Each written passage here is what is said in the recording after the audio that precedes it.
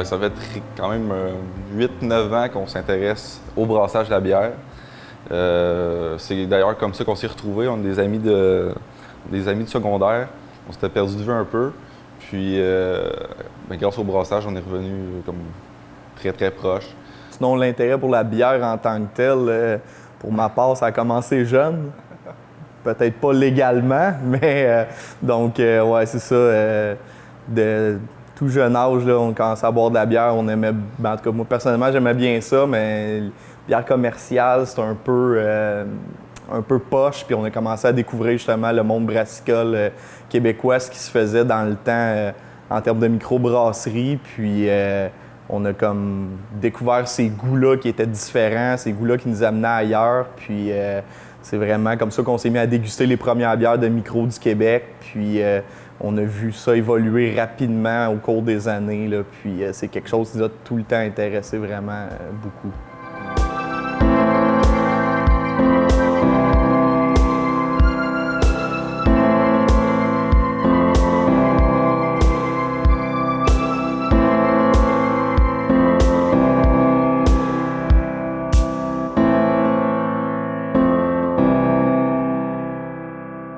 Ça fait un bout qu'on en parlait.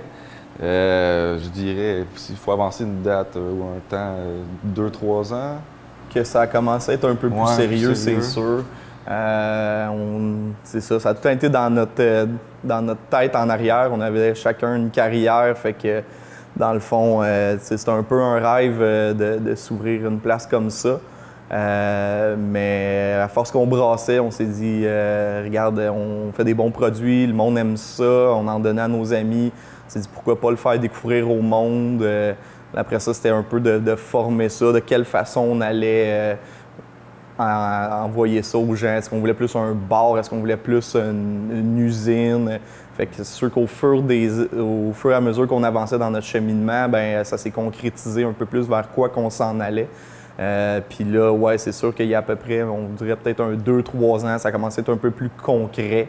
Puis c'est quand on a vu mon commerce à l'essai avec le local qui était ici, que là, on s'est dit, bon, ben on essaie-tu juste de lancer notre candidature dans le projet, voir s'il y a du sérieux là-dedans. Puis si on est accepté, ben on n'aura pas le choix à ce moment-là. Il va falloir aller de l'avant avec notre projet. Puis ça faisait aussi un bout qu'on spottait ce local-là ici.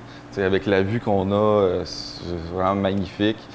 Puis on aime aussi beaucoup la ville de Beauharnois. Fait que, je pense qu'il était sur le marché il y a peut-être 2 ans, ce local-là, justement. Oui, à peu près, peut-être un petit peu plus avant. Ouais. Mais bizarrement, on trouvait que c'était un peu trop petit. Lorsqu'on passait devant à l'extérieur, on se disait « Ah non, ça marchera pas de micro là-dedans. » Puis, une couple d'années plus tard, on se retrouve assis ici.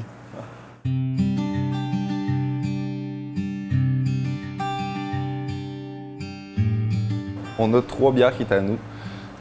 On brasse pas encore sur place. Ça s'en vient dans les prochaines semaines. Pour l'instant, c'est Lagabière qui ont brassé nos recettes. Donc, on leur donne une recette, ils reproduisent ça à leur échelle, parce qu'eux, ils brassent sur du 1500 litres. Donc, c'est ça, on offre ça. C'est sûr que dans les prochaines semaines, on va ajouter nos bières, on va essayer de faire disparaître les bières de microbrasserie. Là, on a encouragé les microbrasseries du coin, parce qu'on s'appuie tous là-dedans. Là. À part ça... Sinon, on a des alcools forts aussi québécois. On essaie de toucher un peu à tout parce que, dans le fond, on est un bar plus qu'un salon de dégustation, comme la majorité des micros du coin. Donc, ça, c'est quand tu as un permis industriel, dans le fond, tu peux juste avoir un salon de dégustation qu'on appelle. Donc, tu peux juste vendre tes produits, donc ta bière à toi, alcoolisée, aucune bouffe, aucun rien. Nous, notre offre est différente. On a un permis qui est l'artisan brasseur, ce qui nous permet d'avoir des bières invitées, d'avoir d'autres alcools, d'avoir de la bouffe aussi. Donc, c'est totalement un modèle différent de ce qu'on avait dans la région. Donc, on a du vin québécois, c'est comme je disais, de l'alcool fort. Sinon, on a un menu bouffe qui est beaucoup finger food, mais tout le monde peut trouver son compte là-dessus.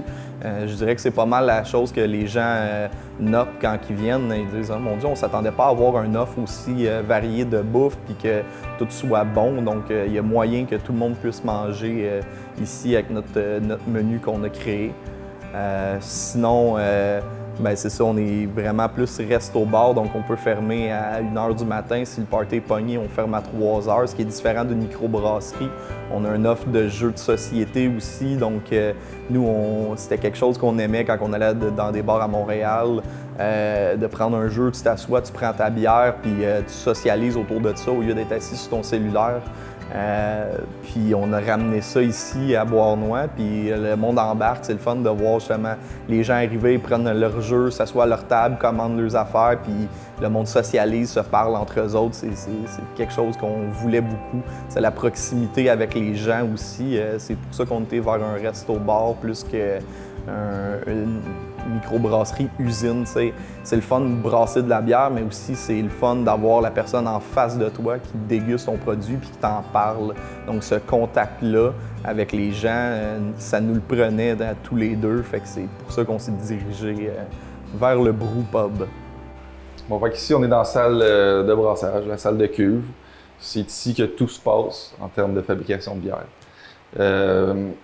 Il y a beaucoup de cuves, il y a beaucoup de choses, beaucoup de valves. Ça commence tout de ce côté-ci, la salle. En arrière de toi, il y a le HLT qu'on appelle, c'est là qu'il y a l'eau chaude. On chauffe l'eau à un certain degré. Après ça, ça se transfère jusqu'ici. Ici, c'est la cuve d'empâtage, exactement. C'est là qu'on met le grain. Le grain reste avec l'eau chaude à un certain degré pendant un certain nombre de temps. Là, ici, ça tourne, tout se mélange. Après ça, ça se transfère dans la bouilloire qui est ici. Dès que tout est transféré, ça bouille pendant aussi un certain nombre de temps. Habituellement, c'est 60 minutes. Puis ensuite, ça passe là-dedans ici, cette belle machine qui est un refroidisseur à plaque. Parce que quand on sort notre mou, qui est très très chaud, avant qu'il soit transféré du côté des fermenteurs, il faut qu'il soit refroidi à un certain degré pour qu'on puisse assemencer la levure. Parce que si on met notre levure dans un mou trop chaud, elle sera plus viable. Toute la levure va mourir, puis ça ne pourra pas faire de bière, ça ne pourra pas fermenter. Quand que le mou est à bonne température, c'est vraiment l'étape critique pour ce qui est des bactéries et des défauts dans la bière, c'est quand on le refroidit, donc que ça soit refroidi rapidement. C'est transféré tout simplement de l'autre côté dans nos fermenteurs. Donc nous, on a 4 fermenteurs de 625 litres, donc on va sortir un volume de 500 litres environ par brasse. On a 4 fermenteurs coniques, donc le gros de la fermentation se passe là. Une bière en général, là, c'est 2 semaines que ça passe dans un fermenteur pour qu'elle soit prête. Ensuite de ça, on a une cuve de garde ou une bright tank.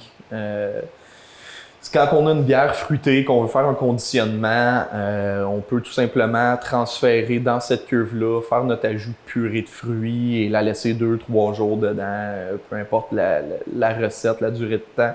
Puis ça libère notre fermenteur, puis après ça, on la sort, puis on peut l'enquéguer tout de suite après, là. Pour le roulement, ça dépend toujours des types de bières qu'on va brasser. On est équipé pour faire des lagers ici. Les lagers vont prendre jusqu'à 1 mois, des fois plus, même en fermenteur. Dans ce temps-là, si le fermenteur est pris, on ne peut pas brasser plus de bière. Il faut attendre qu'il se libère pour pouvoir faire une nouvelle batch. On croit avoir à brasser environ 2 fois semaine, donc sortir 1000 litres semaine pour notre production ici. Sinon, on a ça c'est pour laver les barils, donc pour tout aseptiser, pour que le baril soit propre et que la bière qui rentre dedans ne se contamine pas. Donc, c'est la machine qu'on utilise.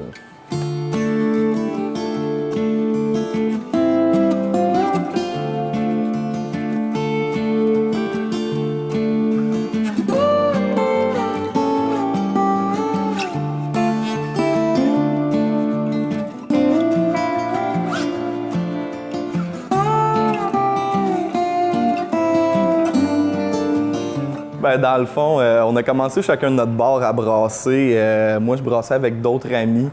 On a commencé, c'est ça, il y a à peu près 8-9 ans. C'était vraiment rudimentaire. Le savoir était moins là aussi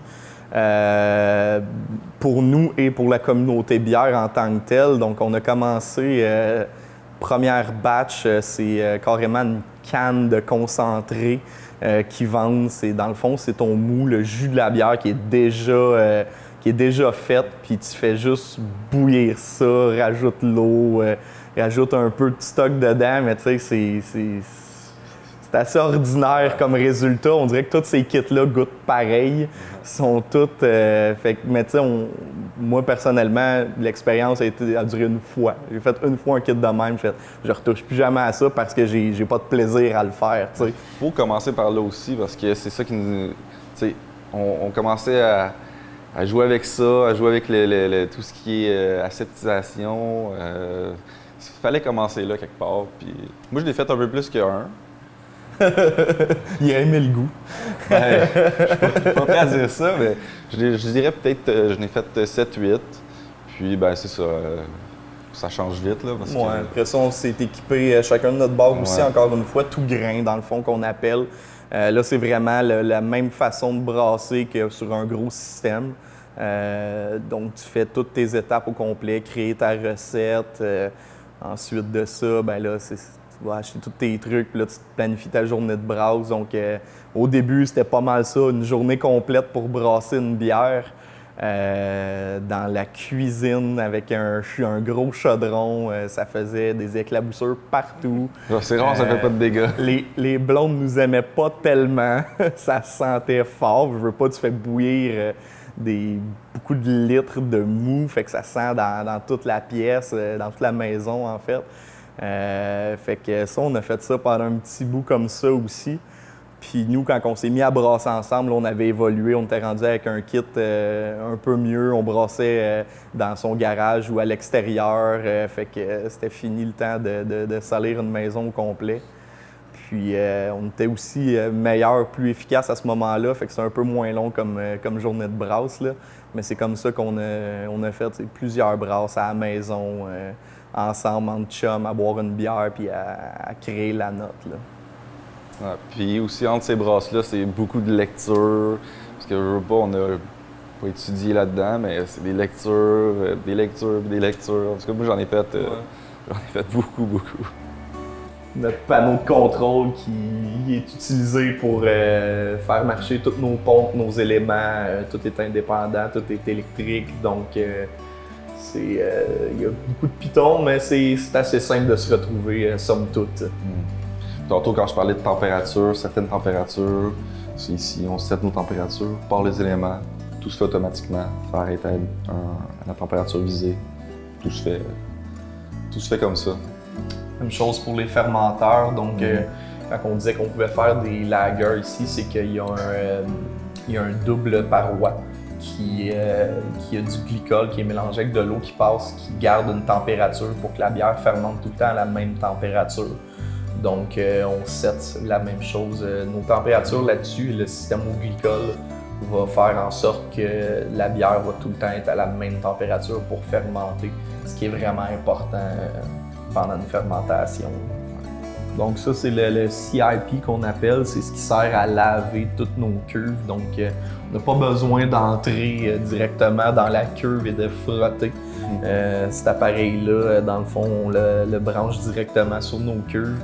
Il y a des spray balls qu'on appelle dedans. Donc la spray ball va faire mettre du caustique partout dans le tank, ça va tout laver comme du monde, puis il y a un cycle de rinçage à faire et tout ça, mais tout se fait automatiquement, donc il y a une pompe qui va pomper les produits dans nos tanks, puis comme ça, on n'a pas rentrer dans le manhole et laver à la guenille.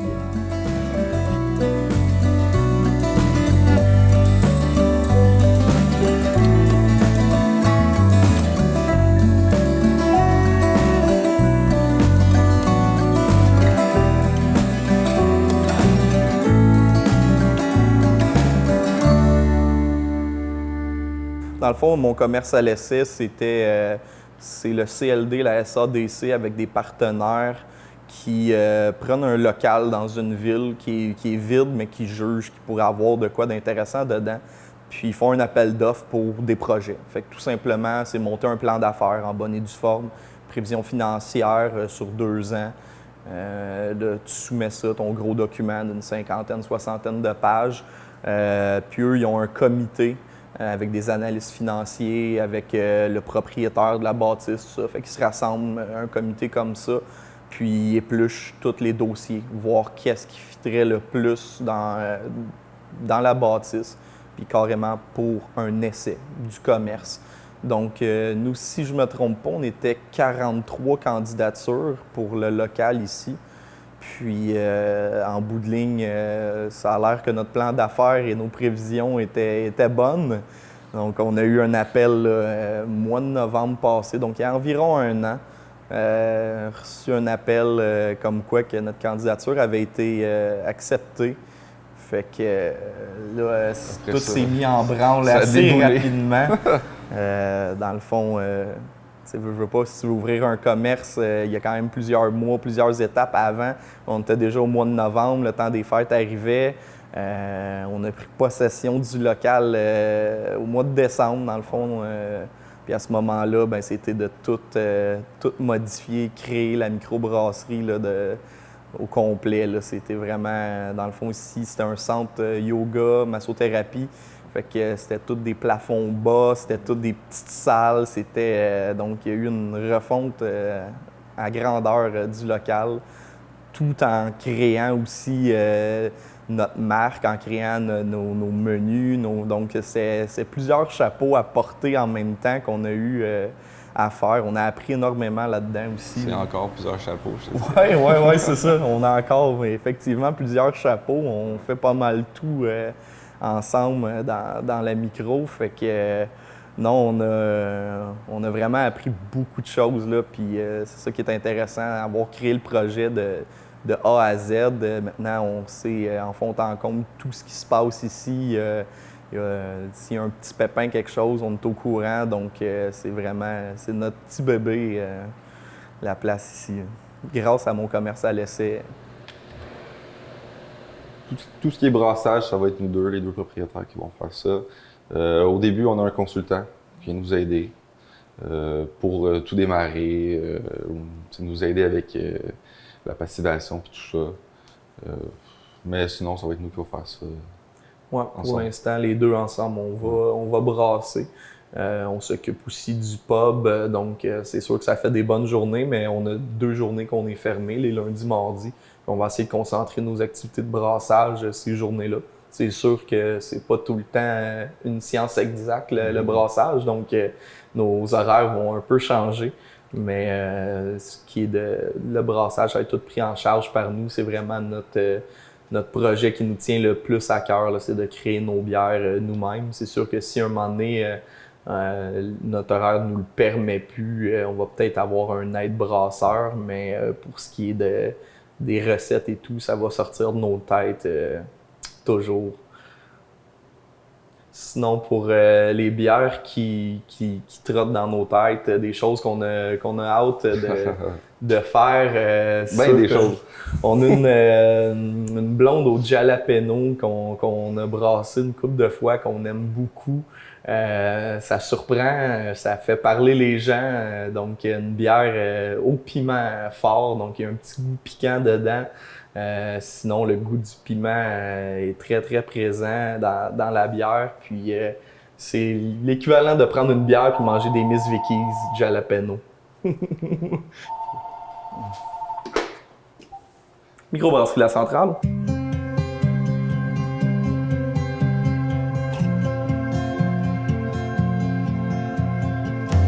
C'est sûr qu'on aimerait brasser que ce qu'on aime, mais c'est pas comme ça Que ça que fonctionne. Dans le fond, si on a un pub qui contient quand même, mettons, en période haute, c'est-à-dire avec la terrasse, on monte jusqu'à 110 personnes.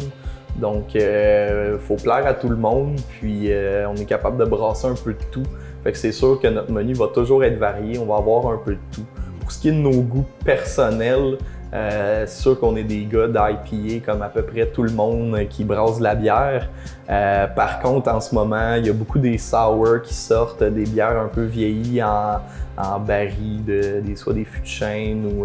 Donc, c'est des choses aussi qu'on aime beaucoup. On va travailler avec ça. On a vraiment hâte de faire justement des bières sûres aux fruits, faire découvrir ça aux gens. Ça a été des gros hits quand on en a eu sur notre menu cet été. Puis on continue de s'en faire demander.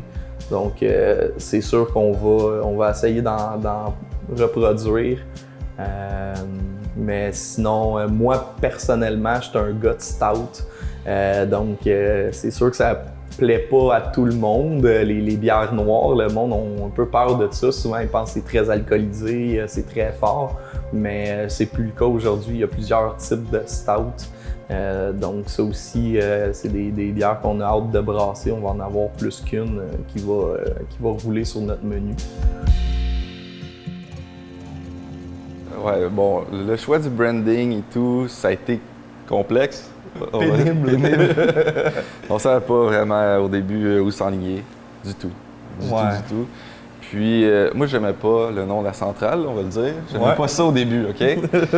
Puis finalement, ben, au fur et à mesure qu'on en parlait, on a commencé à avoir des idées de qu'est-ce qu'on voulait faire ici.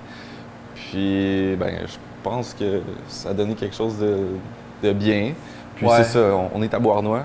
Qu'est-ce qui est connu à Beauharnois? C'est la centrale. Dans le fond, on a fait un brainstorm qui a duré un peu tout le long de notre projet.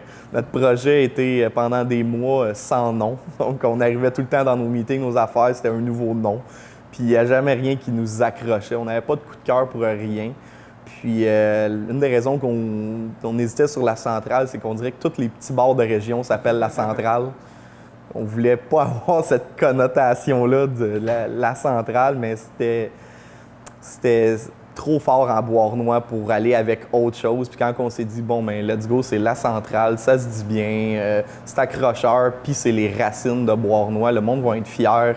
À partir de ce moment-là, c'est là qu'on a contacté les gens d'Hydro-Québec, avoir des archives pour pouvoir décorer avec les choses de Beauharnois, de la centrale. Puis tout notre thème découlé du nom.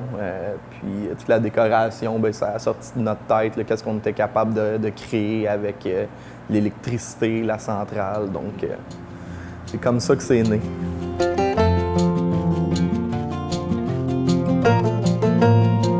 Dans la micro, on a une salle de réception qu'on a aménagée. Donc, c'est parfait pour les parties privées. On la loue, dans le fond, à toutes sortes d'événements, que ce soit un shower, que ce soit un meeting avec votre job. On a eu un peu de tout dans cette salle-là. Il y a une capacité, Noël qui s'en viennent aussi. Oui, on a des parties de Noël qui s'en viennent. D'anniversaire. Exactement. Donc, on a une capacité de 35 personnes, je dirais, assis. Il y a moyen d'avoir plus de monde, c'est plus comme une conférence. On en a eu, on l'a mis à capacité maximale, mais c'est intéressant parce que c'est un peu à l'écart, donc on peut avoir notre petite zone privée, avoir moins de bruit pour toutes sortes d'événements. Donc, c'est ça. Ça, c'est nos 3 produits qu'on a pour l'instant. Ici, c'est la centrale, une blonde légère, type smash qu'on appelle, donc un malt, un houblon. C'est une bière extrêmement facile à boire, bière de soif qu'on appelle, parfaite pour écouter un match canadien. Ensuite, on a notre turbine qui est ici, bière IPA, pas trop amère, qui utilise des houblons de Nouvelle-Zélande. Oui, exactement. Dans le fond, c'est une bière qui n'est pas sur l'amertume, qui est vraiment sur le goût du houblon. Donc, c'est plus floral, c'est plus fruité, des notes de pamplemousse dedans. Donc, même ceux qui aiment moins les IPA, ils l'ont bien aimé. Sinon, on a notre Stout, qui est une bière noire, mais qui est pas trop forte en alcool, qui est pas trop riche non plus. Elle est juste assez onctueuse, ça se boit très bien. On a des gens qui prennent ça en mangeant. Il n'y a aucune mauvaise occasion pour prendre une Stout. Puis on la pousse à l'azote aussi, donc ça la rend encore plus onctueuse, vraiment excellente, facile à boire. Des notes de chocolat dedans. On a les cruchons aussi on fait le remplissage ici dans le fond. On a une consigne à payer pour le cruchon. Puis ensuite, il est à vous, vous venez le refaire remplir ici à la brasserie. C'est vraiment un bon rapport qualité-prix là, pour une bière. Donc vous pouvez l'apporter à la maison, c'est bon. On dit 3 à 5 jours quand c'est pas ouvert pour être sûr. Puis un coup que c'est ouvert, par contre, il faut la boire au complet. Fait que c'est 1 litre de bonheur.